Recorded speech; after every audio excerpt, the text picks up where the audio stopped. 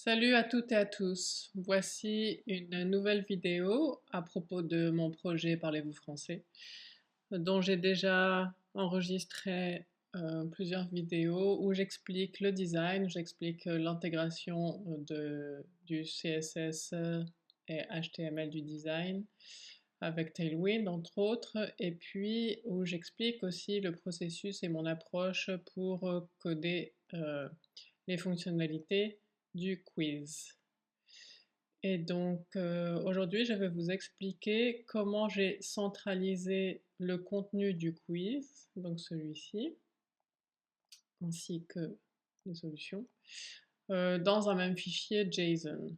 Parce que pour le moment, j'avais mis le contenu directement dans le HTML, ce qui n'est évidemment pas la meilleure pratique, et puis aussi directement dans le script. Bien sûr, la première chose que j'ai faite, c'est créer le JSON, donc je l'ai appelé data.json. Pour créer la structure de ce fichier, ça a été assez simple puisqu'en fait j'ai simplement suivi le design. Donc on a un titre, on a des définitions, on a les phrases du quiz et puis ensuite nous avons les réponses. Donc c'est comme cela que j'ai organisé mon fichier. Donc ici on trouve les traductions avec les mots C, C, C, suivi de leur traduction en anglais et en espagnol. Donc mots, traduction anglais, traduction espagnol. Et c'est ainsi pour les trois groupes de mots. Ensuite, dans Sentences, on trouve les phrases du quiz. Je symbolise les inputs, les champs texte par une étoile que je remplace plus tard dans le JavaScript par le HTML de l'input. Et puis dans le array solution, j'écris ici la liste de mots correspondant aux solutions que l'on retrouve ici. Et puis ces solutions qui nous permettent de valider tous les champs. Donc dans le premier champ, la solution c'est C, on le retrouve ici, et effectivement quand on valide, on voit que c'est correct. Et puis pour être sûr que mon JSON était bien organisé et pour réaliser différents tests, j'ai aussi ajouté un autre quiz. Donc ici, les homonymes que j'utilise, c'est Pat et Pat, par exemple. Ok, une petite précision, vous voyez que je n'ai pas mis le titre ici, j'aurais pu mettre title au-dessus de translation avec les mots CCC. En fait, je ne l'ai pas fait parce que ce que je veux faire, c'est d'éviter les répétitions et optimiser absolument les fichiers, donc dans l'approche dry. Et donc en fait, pour écrire le titre, je vais tout simplement chercher les mots qui sont encapsulés sous la propriété Word de l'array Translation. Et c'est ce que je vais vous expliquer maintenant.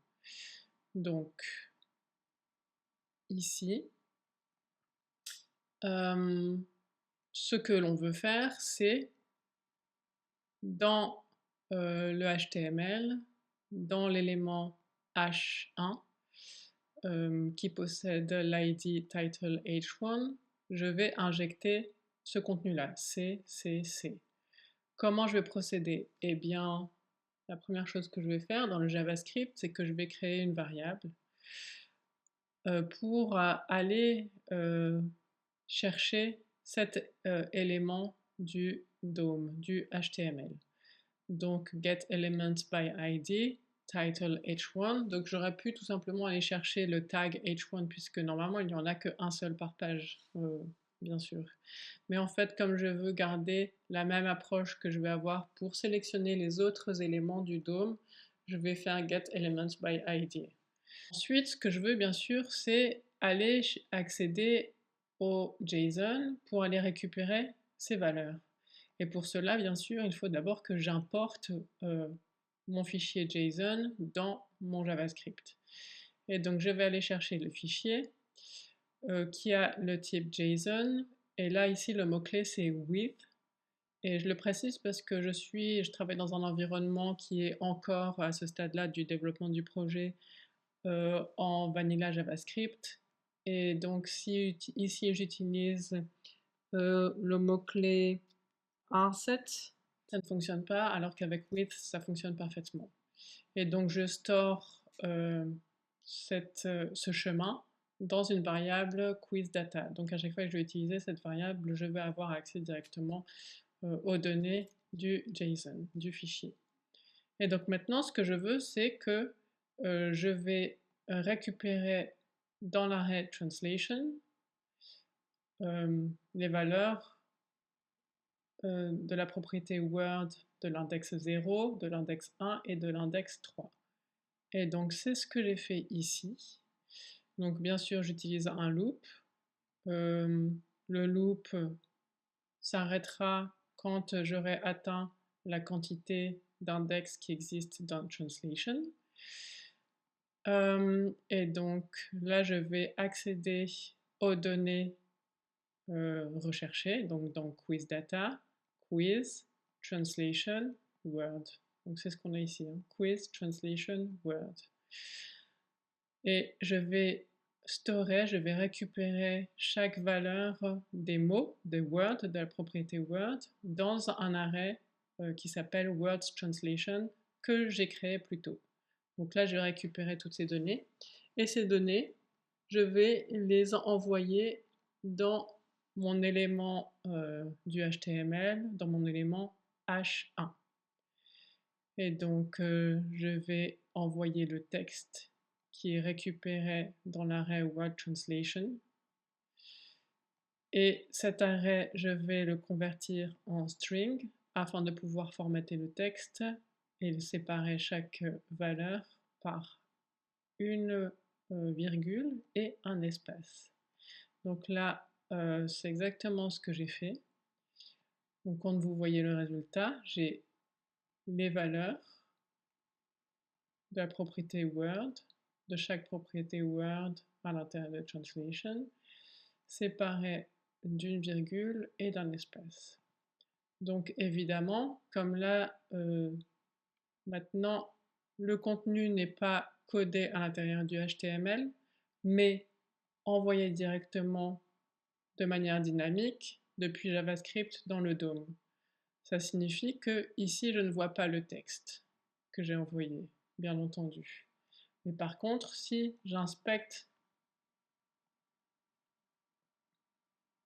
mon interface, on va voir que dans le H1, j'ai bien le contenu CCC.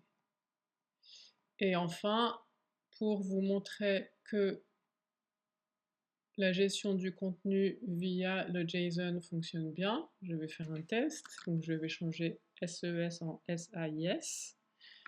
Je garde, je sauvegarde, et puis on voit que le texte est en effet actualisé dans l'interface. Donc en fait, le mécanisme de centralisation et la dynamique qu'il y a grâce au fichier JSON, à la gestion du contenu dans le fichier JSON fonctionne, et c'est exactement ce que je voulais faire, donc je suis contente.